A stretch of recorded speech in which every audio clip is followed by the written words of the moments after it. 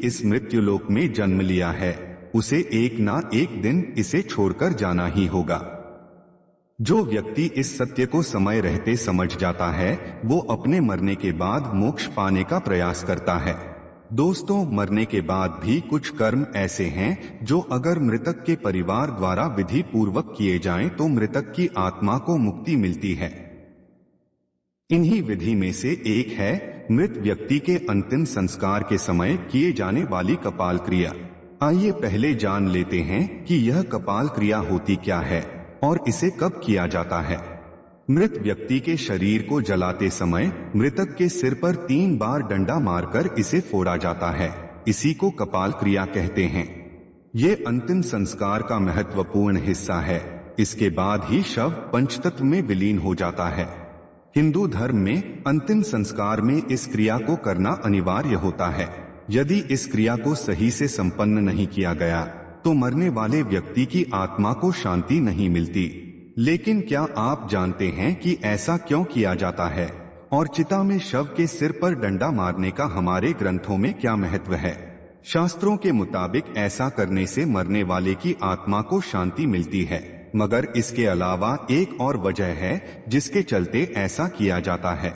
तो क्या है इसका कारण, आइए जानते हैं इस वीडियो में। दोस्तों, गरुड़ पुराण के 10वें अध्याय में दाह संस्कार क्रिया का विस्तार से वर्णन किया गया है। इसी अध्याय में शव के कपाल पर प्रहार करने की प्रक्रिया से जुड़े कई और धार्मिक तथ्यों का भी वर्णन किया गया है। गरुड़ पुराण में मनुष्य के अंतिम संस्कार को लेकर एक निश्चित विधि विधान का वर्णन मिलता है, जिसका पालन हिंदू धर्म में किसी भी व्यक्ति के अंतिम संस्कार के समय होता ही है। गरुड़ पुराण के अनुसार मृत्यु के पश्चात अंतिम संस्कार के समय शव को मुखाग्नि दिए जाने के बाद बांस के डंडे पर एक लोटा बांधकर शव के सिर पर घी डाला जाता है। ऐसा इसलिए किया जाता है ताकि अग्निदाह के समय शव का सिर अच्छे से जल सके। इसके पीछे का एक कारण ये भी है कि मनुष्य के सिर की हड्डी बाकी अंगों की अपेक्षा ज्यादा मजबूत होती है, इसीलिए उसे अच्छे से अग्नि में जलाने के उद्देश्य से ही शव की खोपड़ी पर ये घी डाला जाता है। अब प्रश्न यह उठता है कि शव के कपाल को पूर्ण रूप से नष्ट करना क्यों आवश्यक है? वास्तव में इसे करने के पीछे का कारण भी गरुड़ पुराण में वर्णित है। गरुड़ पुराण के अनुसार सिर के ऊपरी हिस्से को ब्रह्मरंध्र कहा जाता है। मरने के बाद जिन व्यक्तियों की आत्मा सर के ऊपरी हिस्से से निकलती है उन्हें मोक्ष प्राप्त होता है। इसी तथ्य के प्रतीक स्वरूप ये कपाल क्रिया की जाती है। गरुड़ पुराण में स्पष्ट लिखा है, ऐसा करने से मृत आत्मा को पितृलोक की प्राप्ति होती है। इस क्रिया को करना कलयुग में आजकल इसलिए भी जरूरी हो गया है कि अगर सिर पूरी तरीके से नहीं जलता तो अघोरी और तांत्रिक लोग बची हुई हड्डी उपयोग करके तंत्र विद्या और सिद्धियां प्राप्त करने का प्रयास करते हैं। इसके लिए वे आत्मा को अपने वश में करते हैं। इससे आत्मा उनकी दास हो जाती है, उसका उद्धार नहीं होता और बहुत ही कष्ट पाती है। इस कारण से भी कपाल क्रिया करना आवश्यक है। इसके अलावा एक धारणा ये भी है कि अगर कपाल क्रिया नहीं की जाए तो मृतक के प्राण पूर्ण रूप से स्वतंत्र नहीं होते और उसके नए जन्म के मार्ग में बाधा उत्पन्न हो जाती है, जो कि उसके प्रियजन बिल्कुल भी नहीं चाहेंगे। इसीलिए शव के परिवार द्वारा अंतिम संस्कार की किसी भी प्रक्रिया में ढील नहीं दी जाती। विभिन्न धर्मों में मनुष्य के अंतिम संस्कार से जुड़ी अलग अलग मान्यताएं और विधि विधान है। जैसे कि इस्लाम धर्म में मृत्यु के बाद उनके शव को जलाया नहीं जाता बल्कि दफनाया जाता है, जबकि हिंदू धर्म में मृतक के शव को जलाने की मान्यता है। आइए आपको बताते हैं उन मान्यताओं के बारे में जिसमें मरने के बाद मृत शरीर के सर पर डंडे से प्रहार करना महत्वपूर्ण बताया गया है।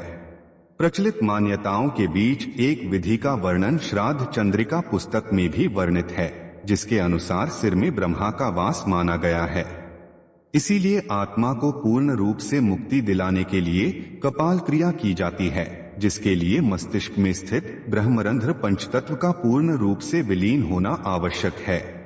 इसीलिए कपाल क्रिया को अंतिम संस्कार की प्रक्रिया में बहुत ही महत्वपूर्ण माना गया है। कपाल क्रिया को समझने के लिए हमें शरीर और इसमें मौजूद 7 चक्रों से जुड़े पहलुओं को जानना भी आवश्यक है, जिसमें मूलाधार, स्वाधिष्ठान, मणिपुर, अनाहत, विशुद्धि, आज्ञा चक्र और सहस्रार चक्र शामिल हैं। इनमें से सहस्त्रार चक्र को कपाल क्रिया से सीधा जुड़ा हुआ माना जाता है। सहस्त्रार अर्थात मस्तिष्क का मध्य भाग। इसे आप इस तरह भी समझ सकते हैं कि यह मस्तिष्क का वो हिस्सा होता है जहां चोटी अर्थात शिखा रखी जाती है। यदि व्यक्ति यम नियम का पालन करते हुए इस चक्र तक पहुंच गया है तो वह आनंदमय शरीर में स्थित हो गया है। ऐसे व्यक्ति को इस संसार और सिद्धियों से कोई मतलब नहीं रहता। इस चक्र को जागृत करने के लिए लगातार ध्यान की आवश्यकता होती है। मूलाधार से होते हुए सहस्रार तक पहुंचा जा सकता है। इसे ही मोक्ष का द्वार भी माना गया है। वास्तव में धर्म शास्त्रों के अनुसार जब मनुष्य की मृत्यु होती है तब आत्मा उसी चक्र से शरीर को छोड़ती है जिस चक्र के आसपास हमारा संपूर्ण जीवन व्यतीत हुआ हो। मरते समय आत्मा शरीर के किस द्वार से निकलती है, इसके ऊपर हमने एक वीडियो बनाई है। यदि आप चाहें तो वह वीडियो डिस्क्रिप्शन में दिए गए लिंक से देख सकते हैं। दोस्तों, अगर किसी व्यक्ति की मृत्यु के दौरान अपने आप मस्तिष्क फट जाए तो मतलब साफ है कि वह साधारण व्यक्ति तो बिल्कुल भी नहीं रहा होगा और वह निश्चित ही मोक्ष प्राप्त करने वाला है। हिंदू धर्म में वर्णित कपाल क्रिया से जुड़ी ये बातें हिंदू धर्म में विश्वास रखने वाले लोगों के लिए किसी नियम से कम नहीं है, चाहे आप इन मान्यताओं में विश्वास रखते हैं या नहीं।